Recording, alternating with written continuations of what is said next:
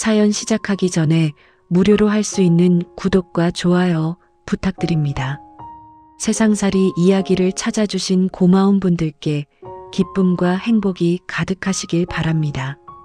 저는 한때 룸사롱 종업원이었다가 지금은 부잣집 며느리로 살고 있는 여자입니다. 사람들은 말합니다. 야, 신분 세탁 제대로 했네. 그 말 들을 때마다 웃는 척하지만 사실 저는 아직도 제 안에 묻어둔 때가 언제 다시 번져 나올지 늘 두렵습니다. 제가 처음 룸사롱에 들어간 건 23 때였습니다. 서울 변두리 반지하 원룸. 슬리퍼를 끌고 다니면 물 튀는 그 바닥에서 엄마와 둘이 살고 있었죠. 아버지는 제가 중학생 때 집을 나갔습니다. 술주정에 손버릇까지 있던 사람이라 차라리 잘됐다 생각했지만 문제는 그때부터 빚 독촉 전화가 쏟아졌다는 겁니다. 따님이시죠? 아버님 명의로 된 대출이 밀려서요. 엄마는 편의점 야간 알바, 계단 청소, 반찬 가게 포장 몸이 부서져라 일했고 저도 학원은커녕 학교 끝나면 바로 편의점 카운터에 섰습니다. 그러다 엄마가 쓰러졌습니다. 갑자기 화장실에서 머리를 부딪히고 의식을 잃었어요. 응급실에서 의사 선생님이 말했습니다.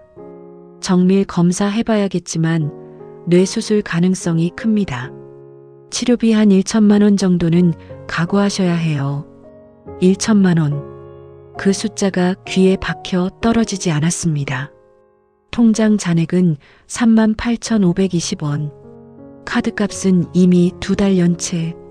병실복도 의자에 앉아 하염없이 울고 있는데 같이 편의점에서 알바하던 언니가 커피를 들고 나타났습니다.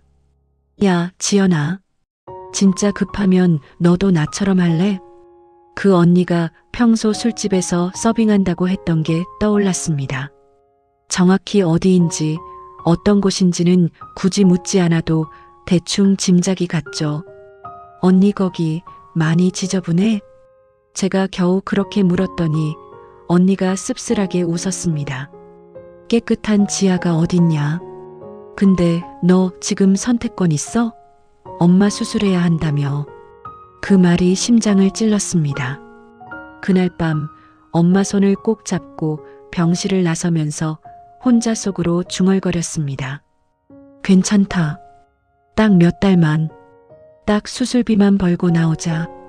그렇게 해서 저는 처음으로 지하 룸사롱 계단을 내려갔습니다. 문을 열자 담배 냄새, 향수 냄새, 술 냄새가 한꺼번에 코를 쳤습니다. 언니가 말한 동생? 마담이라는 여자가 저를 위아래로 훑어봤습니다. 얼굴 괜찮고 키도 적당하네. 말만 잘하면 금방 익숙해질 거야. 저는 얼어붙은 채 서 있었습니다. 마담이 제 귀에 대고 조용히 속삭였습니다. 여긴 몸 파는 데 아니야. 그냥 술 따라주고 웃어주고 얘기 들어주면 돼. 싫으면 손님 손도 뿌리쳐. 안 그러면 내가 대신 화내줄게. 그 말이 그나마 마지막 양심처럼 들렸습니다. 그래, 몸은 안 판다. 그 정도면 버틸 수 있겠지. 저는 그렇게 제 자신을 설득했습니다. 하지만 첫날부터 제가 생각한 것보다 훨씬 더 제 마음은 빨리 무너져 내렸습니다. 야, 새 애구나? 저기 앉히지 말고 여기로 보내. 수십 번 이름도 모르는 남자들이 손가락으로 저를 가리켰습니다. 지연 씨 원샷 해야지. 에이, 이 직업 하려면 그 정도는 마셔줘야지. 술잔이 눈앞에 쏟아졌습니다. 몸은 버틸 수 있었습니다. 진짜 힘든 건 따로 있었죠. 아가씨는 왜 이런 데서 일해? 딱 보니까 대학은 못 나왔겠다. 그치? 하. 지저분한 농담보다 그렇게 아무렇지 않게 사람 인생을 밟아버리는 말들이 더 아팠습니다. 집에 돌아와 샤워기를 틀면 향수 냄새와 담배 냄새가 아무리 씻어도 안 가시는 것 같았습니다. 거울 속에 화장이 지워진 제 얼굴을 한참 동안 바라보곤 했습니다. 이 얼굴로 나중에 어디 가서 엄마라고 불릴 수 있을까?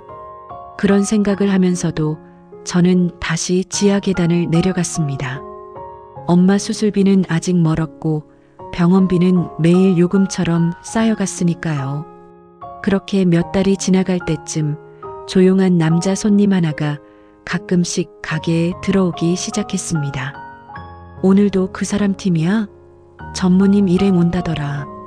직원이 속닥거렸습니다. 또라이도 많고 말 안 통하는 손님도 많지만 그 사람 팀은 비교적 조용하대요. 그래서 그날 밤 처음으로 제가 그 테이블에 들어갔습니다. 정장을 딱 맞게 입은 30 중반쯤 되어 보이는 남자가 조용히 소주잔을 들고 있었습니다. 인사해. 이쪽은 우리 회사 본부장님이야. 옆에서 과장이라는 사람이 웃으며 말을 던졌고 그 남자는 고개만 살짝 끄덕였습니다. 저 지연이라고 합니다. 제가 조심스레 인사하자 그의 시선이 잠깐 제 얼굴을 스쳤다가 바로 옆으로 비켜갔습니다. 술은 무리하지 마세요. 그는 그러고 말았습니다. 그날 밤 그 테이블은 유난히 조용했습니다. 보통은 이런저런 농담과 노랫소리로 시끄러운데 그 사람 팀은 회의의 연장 같았어요. 본부장님, 요즘은 애들 구하기도 힘들다니까요. 하긴 요즘 누가 이런 데 오냐? 대충 회사 얘기, 인사 얘기를 하다가 그들은 자정전에 먼저 일어섰습니다. 문을 나서기 전 그 남자가 슬쩍 저에게 명함을 내밀었습니다. 늦게까지 고생 많으십니다. 명함 한켠에 적힌 이름, 강현우 개발 본부장. 그날 밤 집에 돌아와 명함을 쓰레기통에 버리려다 잠깐 멈칫했습니다. 개발. TV 광고에서 한 번쯤 본 적 있는 대기업 계열 건설회사 이름이었습니다. 나랑은 상관없는 세상 사람. 그렇게 생각하고 쓰레기통에 던져 넣었죠. 그런데 그 사람이 다음 주에도 또 왔습니다. 그 다음 주 또. 그리고 이상한 점이 하나 있었습니다. 그는 한 번도 저에게 술을 억지로 권하지 않았습니다. 몇 달이 지나면서 그 테이블에 들어가는 날이 많아졌습니다. 사람은 참 간사해서 조금이라도 덜 상처받는 자리로 본능적으로 몸을 움직입니다. 그는 늘 비슷한 질문만 했습니다. 지연 씨는 가족이 어떻게 되세요? 어머니는 좀 괜찮으세요? 제가 처음 엄마 얘기를 꺼냈을 때 그는 한참 동안 말이 없더니 소주잔을 내려놓았습니다. 제가 너무 선 넘은 질문을 했네요. 죄송합니다. 그렇게 말하는 손님은 처음이었습니다. 어느 날 제가 용기를 내서 물었습니다. 손님은 여기 자주 오세요? 그는 씁쓸하게 웃었습니다. 안 오려고 노력하는데 접대란 걸 빼고 살 수가 없네요. 그리고는 잠시 고민하더니 조심스레 말을 이었습니다. 혹시 여기가 아니어도 다른 데서 일할 생각은 없으세요? 다른 데요? 카페든 마트든 뭐든요. 지연 씨가 룸사롱에 있기엔 너무 아깝다는 생각이 들어서요. 그 말에 웃음이 나와버렸습니다. 저 같은 사람이요? 제가 다른 데 가면 사람들이 뭐라고 할까요? 뭐라고 하든 그게 지연 씨 인생을 대신 살아줄 순 없죠. 그의 말이 이상하게 마음에 걸렸습니다. 그날 집으로 돌아가는 새벽길, 골목 가로등 아래에서 저는 한참 동안 그 말을 떠올렸습니다. 지연 씨가 룸사롱에 있기엔 아깝다. 그 한 문장이 제 안에 아주 작게, 그렇지만 분명히 무언가를 흔들어 놓았습니다. 엄마 수술은 무사히 끝났습니다. 재활치료와 약값은 계속 들어갔지만 그때만큼 급하게 목숨이 왔다 갔다 하지는 않았습니다. 어느 날 병실에서 퇴원 수속을 마치고 나오는데 주치의가 저를 불렀습니다. 따님. 네. 보호자가 너무 지쳐 보이길래 괜히 하는 말인데요. 의사는 잠시 말을 고르더니 조심스럽게 덧붙였습니다. 어머니는 이제 큰 고비는 넘겼습니다. 근데 따님이 이러다 먼저 쓰러지겠어요. 집에 돌아오는 버스 안에서 저는 창밖 풍경을 멍하게 바라봤습니다. 언제까지 이렇게 살 수 있을까? 그때 문자가 하나 왔습니다. 오늘은 안 나오시네요, 지연 씨. 마이너스 강현우. 저는 그 문자에 오래 망설이다가 짧게 답장을 보냈습니다. 오늘로 그만두려고요. 잠시 후 곧바로 답장이 왔습니다. 잘 생각하셨어요. 축하한다는 말을 해도 될까요? 그날 밤 저는 룸사롱 마담에게 전화를 걸어 정중하게 그만두겠다고 말했습니다. 이런 데가 그렇게 쉽게 발 빼는 데인 줄 알아? 언제든지 돈 필요하면 돌아올 텐데 괜한 체면 차리는 거야. 마담의 비웃음 섞인 목소리를 들으면서도 이상하게 속은 후련했습니다. 마지막으로 그에게 한 통의 문자를 보냈습니다. 그동안 이상한 곳에서 좋은 말 많이 해주셔서 감사했어요. 그는 짧은 답장을 보냈습니다. 앞으로도 그냥 좋은 사람으로 기억되길 바라겠습니다. 그 문장을 읽으면서 저는 한 가지를 깨달았습니다. 내 인생에도 나를 더 나은 사람으로 보고 믿어주는 사람이 한 명은 있구나. 그날 밤 저는 오랜만에 화장기 하나 없는 얼굴로 잠이 들었습니다. 그와 다시 만난 건 그로부터 1년 뒤였습니다. 마트 계산원으로 일하고 있던 어느 날 누군가가 카트도 없이 카운터 앞에 조용히 서 있었습니다. 지연 씨 맞죠? 고개를 들자 정장 대신 니트에 청바지를 입은 강현우 씨가 서 있었습니다. 순간 심장이 쿵 떨어지는 것 같았습니다. 여긴 어떻게? 근처에 현장 회의가 있어서요. 우연히 들렀다가 닮은 뒷모습을 보고 설마 했습니다. 그날 우리는 퇴근 후 근처 분식집에서 라면을 먹으며 이야기를 나눴습니다. 그는 제게 물었습니다. 지금은 좀 괜찮으세요? 어머님은요? 네. 수술도 잘 됐고 물리치료 다니면서 천천히 회복 중이에요. 그래요, 다행이네요. 잠시 침묵이 흘렀다가 그가 조심스럽게 말을 꺼냈습니다. 지연 씨, 네. 제가 이런 말하면 민폐일까요? 혹시 저랑 밥 말고 인연을 더 이어가 볼 생각은 없으신가 해서요.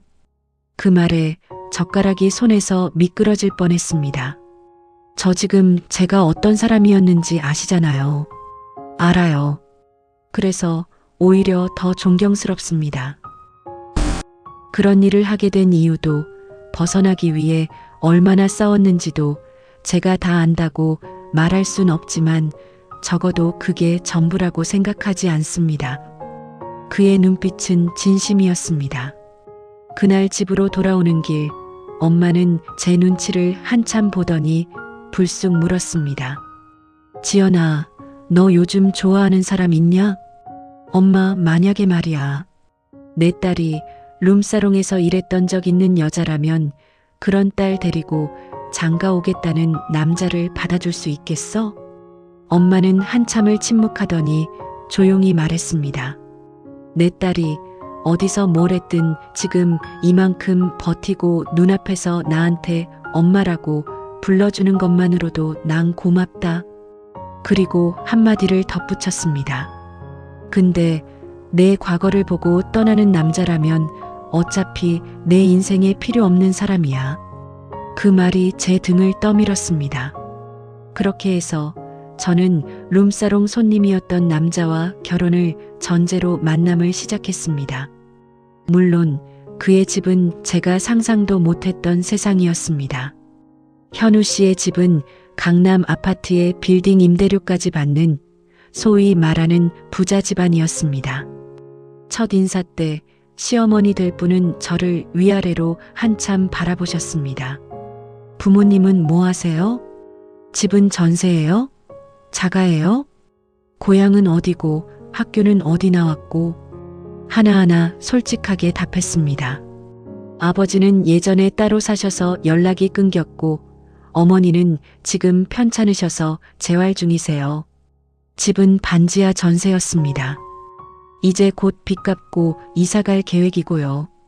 시어머니의 입꼬리가 살짝 비뚤어졌습니다.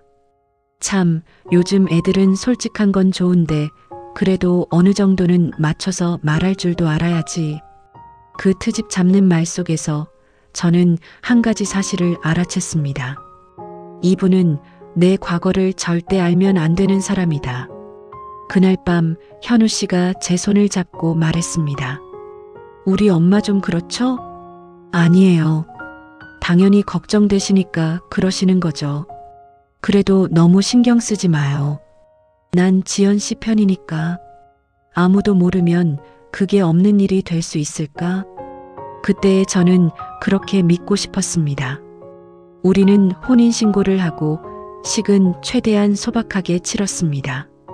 시댁 어르신들 체면 때문에 호텔에서 하긴 했지만 저는 최대한 눈에 띄지 않게 고개만 숙이고 다녔습니다. 결혼 후에는 시댁 도움으로 작은 아파트를 얻어둘이 살게 되었습니다.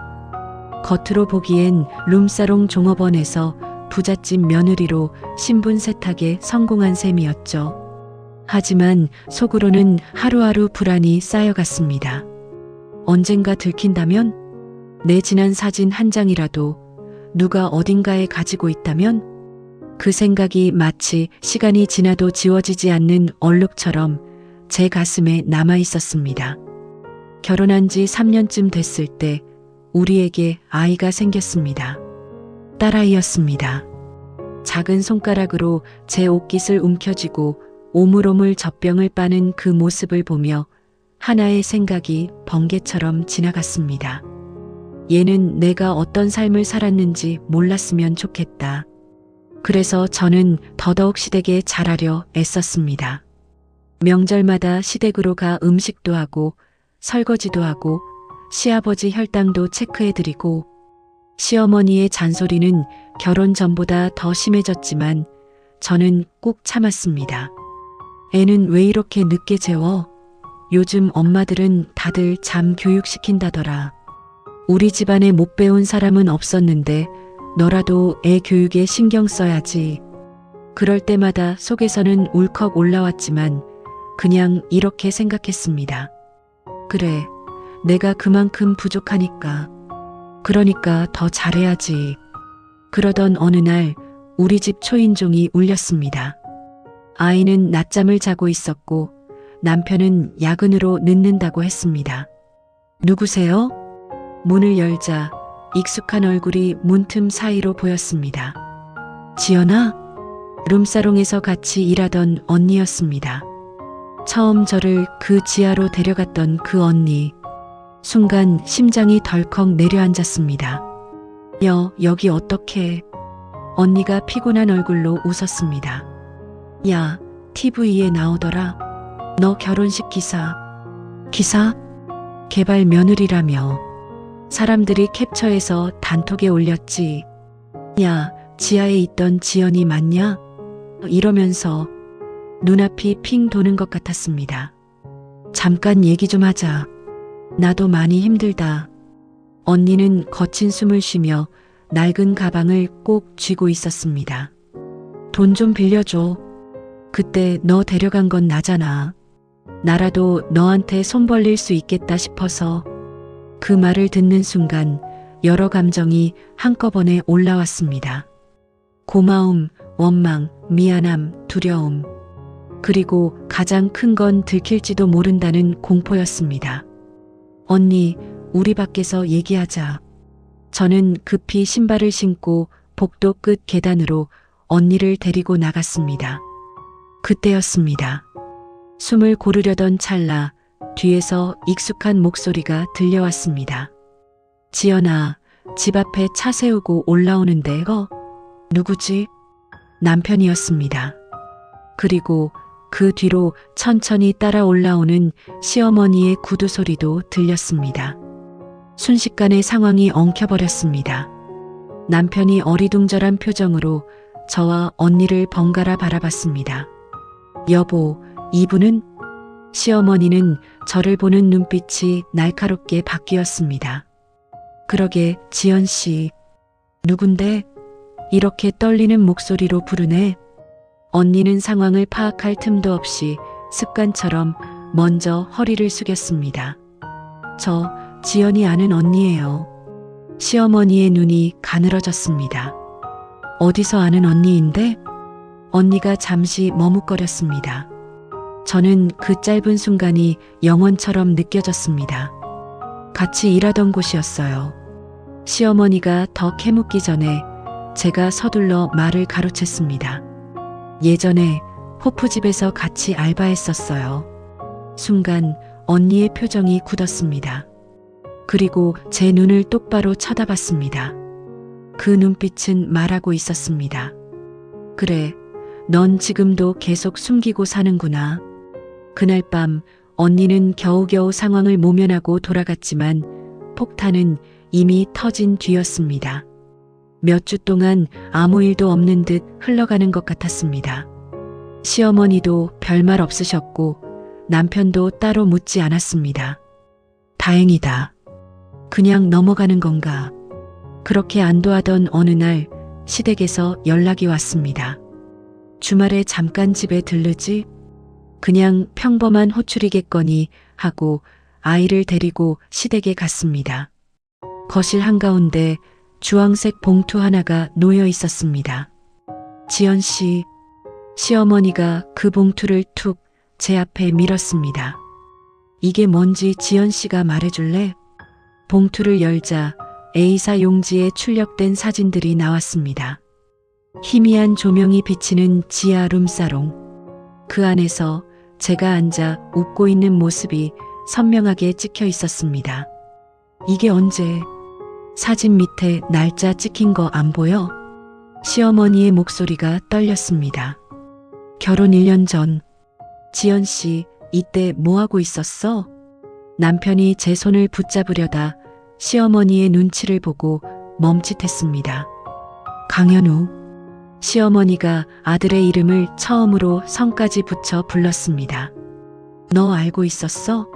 내가 데려온 여자가 어디서 무슨 일을 하던 여자였는지. 남편의 입술이 말라붙은 듯 쉽게 떨어지지 않았습니다. 한참의 침묵 끝에 그가 조용히 대답했습니다. 대충은 알고 있었어요. 그 한마디에 시어머니 얼굴이 굳어졌습니다. 대충? 정확한 곳 이름까지는 몰랐지만 어려운 시절 좋지 않은 곳에서 일한 적 있다는 건 얘기 들었습니다. 시어머니는 손에 쥔 사진을 구겼다가 펴면서 거친 숨을 몰아쉬었습니다. 그래서 괜찮다고? 네. 저한텐 지금의 지연이가 더 중요했으니까요. 그 순간 저는 차라리 남편에게 숨기지 않았던 게 다행인지도 모르겠다는 생각이 잠깐 스쳤습니다. 그럼에도 시어머니의 상처난 눈빛을 피할 수는 없었습니다. 지연 씨, 당신 결혼 전에 내 앞에서 뭐라고 했어? 시어머니는 제가 처음 인사드리던 날을 그대로 따라하듯 말했습니다. 호프집에서 알바 조금 했다고 했지? 그게 다라고 했지? 이게 그 호프집이야? 바닥이 꺼지는 것 같았습니다. 저는 결국 그 자리에서 무릎을 꿇고 말았습니다. 죄송합니다, 어머니. 말이 채 끝나기도 전에 시어머니가 소리를 질렀습니다. 내가 지금 죄송하다는 말 들으려고 이러는 줄 알아? 우리 집안이 이런 여자랑 인연 맺자고 얼마나 내려와야 하는지 알기나 해? 남편이 서둘러 말렸습니다. 엄마 말씀이 너무 심해요. 심해? 내가 심해? 내가 데려온 며느리가 10년 뒤에 룸사롱 출신 강 며느리라고 기사 나도 괜찮겠다는 거야? 시어머니의 입에서 강 며느리라는 말이 나오는 순간 왠지 모를 서늘함이 등줄기를 타고 올라왔습니다. 어머니, 그만하세요. 지연이는 지금 입 다물어. 시어머니는 남편을 향해 손가락을 번쩍 치켜 세웠습니다. 그리고 다시 제 쪽으로 시선을 돌렸습니다. 당신은 왜 말 안 했어? 저는 숨을 한번 깊게 들이켰습니다. 무서웠습니다. 제가 어떻게 살았는지 말하는 순간 어머니가 저를 버릴까봐 너무 무서웠습니다. 그래서 거짓말을 했다고? 네. 정말 비겁한 거 알고 있습니다. 그래도 제 마음 한구석에서는 이렇게 믿고 싶었습니다. 목이 메어 숨이 막히는 것 같았지만 어떻게든 말을 이어갔습니다. 지금 이 집에서 성실하게 살고 한 사람의 엄마로, 며느리로, 아내로 최선을 다하면 언젠가는 과거가 조금은 희미해지지 않을까? 그렇게 믿고 싶었습니다. 시어머니의 눈가가 잠시 흔들리는 것 같았습니다. 하지만 곧 다시 차갑게 굳었습니다. 희미해지긴 뭘 희미해져. 과거는 과거대로 남는 거야. 그때 문 앞에서 작은 울음소리가 들렸습니다. 엄마, 아이였습니다. 언제 깼는지 문틈 사이로 상황을 엿보고 있었던 모양입니다. 엄마 왜 울어? 저는 반사적으로 아이 쪽으로 몸을 돌렸습니다. 아니야, 우리 딸. 엄마 괜찮아. 시어머니가 순간 얼굴을 찌푸리며 말했습니다. 애 앞에서 이런 꼴은 보여주지 말아야지. 현우야, 지연 씨 당분간 우리 집에 오지 마라. 사실상의 출입 금지 선고였습니다. 엄마, 너도 좀 생각해봐. 내 인생, 내 자식 인생 말이야. 그날 우리는 그렇게 시댁에서 나왔습니다. 집으로 돌아오는 길, 남편은 조용히 운전만 했습니다. 저는 뒷좌석에서 아이를 안고 있었습니다. 창밖에 비친 제 얼굴이 엉망이었습니다. 여보, 신호에 걸렸을 때 남편이 살짝 뒤를 돌아봤습니다. 나 정말 신분 세탁하려고 한 건 아니었어. 알아. 그냥 얼굴 좀, 마음 좀 깨끗이 씻고 싶었어. 남편이 조용히 덧붙였습니다. 그러니까 이제 진짜로 씻고 살자. 어떻게? 엄마한테, 너 자신한테 더 이상 숨지 말고. 그 말이 머릿속을 맴돌았습니다. 더 이상 숨지 않는다. 과거를 없애려고 발버둥 치지 않고 그냥 있는 그대로 안고 산다. 그게 과연 가능할까? 그날 밤 저는 혼자 거실에 앉아 오랫동안 고민했습니다. 그리고 다음 날 한 통의 전화를 걸었습니다. 상대는 의외의 사람이었습니다. 시아버지였습니다. 시아버지는 조용한 분이었습니다. 거의 말이 없고 집안 큰 결정도 늘 시어머니에게 맡기는 분이었으니까요. 그런데 제가 전화를 걸었을 때 그분은 뜻밖의 대답을 했습니다. 그래, 나와. 나도 할 말이 좀 있네. 우리는 집 근처 조용한 카페에서 마주 앉았습니다. 시아버지는 커피잔을 한번 들어 올렸다가 다시 내려놓으며 천천히 입을 열었습니다. 지연 씨, 네, 아버님. 내가 예전에 룸사롱 자주 다녔어. 그 한마디에 심장이 얼어붙는 것 같았습니다. 그때 이상하게도 내가 갔던 몇몇 가게에서 예전에 일하던 아가씨들 얘기가 나오더군. 시아버지는 창밖을 한번 바라봤다가 다시 제 쪽을 바라봤습니다. 지연이? 라는 이름이 내 귀에 들어온 것도 한 번이 아니었고, 물론 얼굴까지 기억하는 건 아니야. 내가 지연 씨를 직접 거기서 본 건 아니니까. 그는 씁쓸한 미소를 지었습니다. 근데 말이야, 그 얘기를 들을 때마다 속이 참 더럽더라고. 내가 룸사롱을 들락거린 주제에 내 며느리는 절대 그런 데서 일한 적 없어야 한다. 이게 얼마나 웃긴 건지 나이 들어서야 조금 알겠더군. 저는 할 말을 잃었습니다. 내 시어머니는 그런 데 사는 사람들을 한 번도 가까이서 본 적이 없는 사람이야. 그래서 더 무서운 거야. 자기 기준 깨지는 걸. 시아버지는 제 손등을 조용히 쳐다보며 말했습니다. 나는 지연 씨가 어디서 어떻게 살아왔든 지금 우리 아들 옆에서 어떻게 서 있는지가 더 중요하다고 생각해. 하지만 그걸 내 어머니가 받아들이기까지는 시간이 좀 걸릴 거야. 그래도 달라질 수 있는 사람이야. 나도 그랬듯이. 시아버지는 마지막으로 짧게 덧붙였습니다. 한 번 더 와보게. 집에. 이번에는 도망치지 말고. 며칠 뒤 저는 다시 시댁에 갔습니다. 이번엔 혼자였습니다. 초인종을 눌렀을 때 문을 연 사람은 시어머니였습니다. 왜 왔어? 차가운 목소리. 그래도 문을 닫지는 않으셨습니다. 잠깐만 말씀 좀 드리고 싶어서요. 거실 소파에 마주 앉았습니다. 침묵이 길게 늘어졌습니다. 제가 먼저 입을 열었습니다. 어머니, 제가 어머니께 거짓말한 건 변명의 여지가 없습니다. 그래도 알긴 하네. 그래서 오늘부턴 아무것도 숨기지 않으려고 합니다. 저는 처음부터 끝까지 제 과거를 이야기했습니다.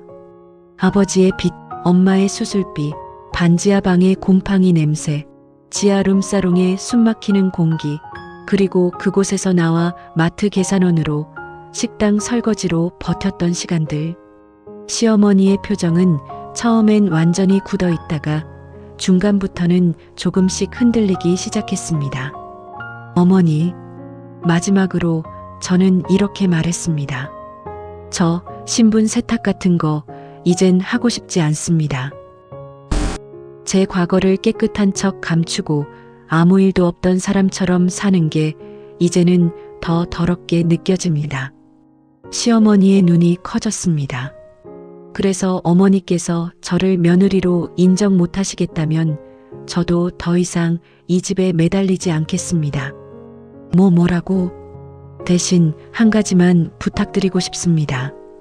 손이 떨렸지만 저는 처음으로 그분의 두 눈을 똑바로 바라봤습니다.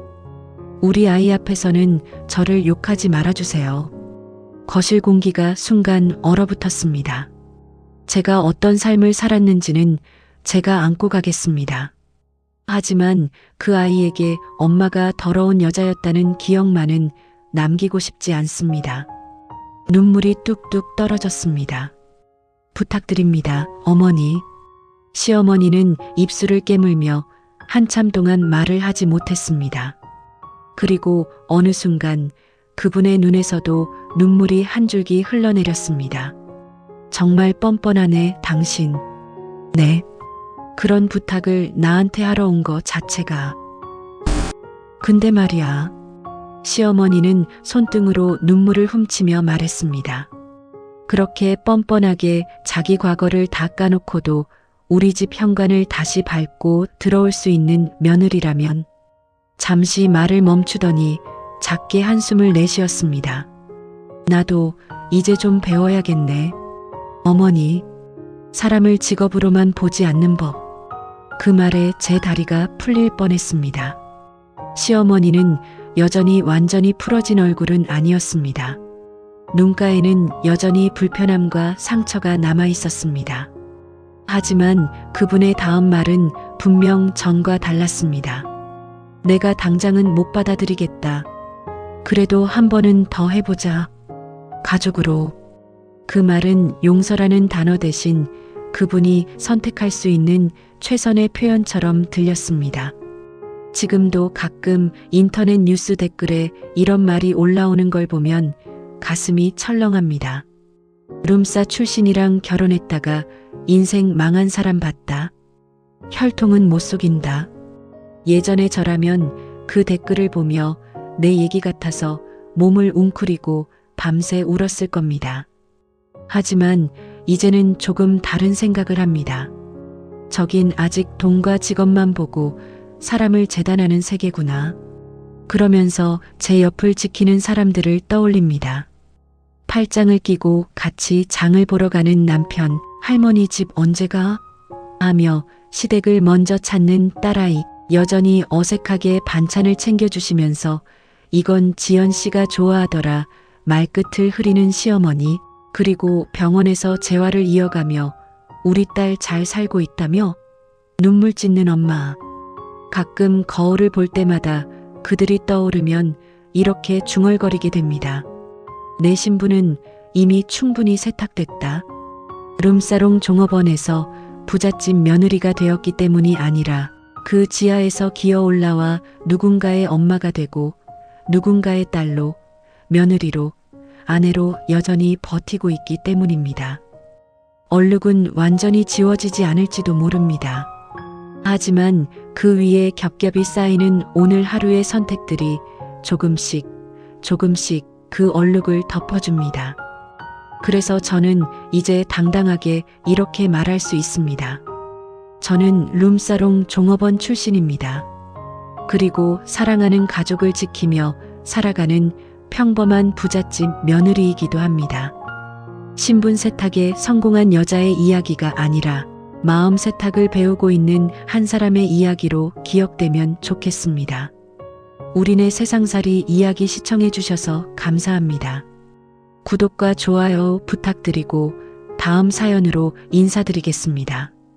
감사합니다.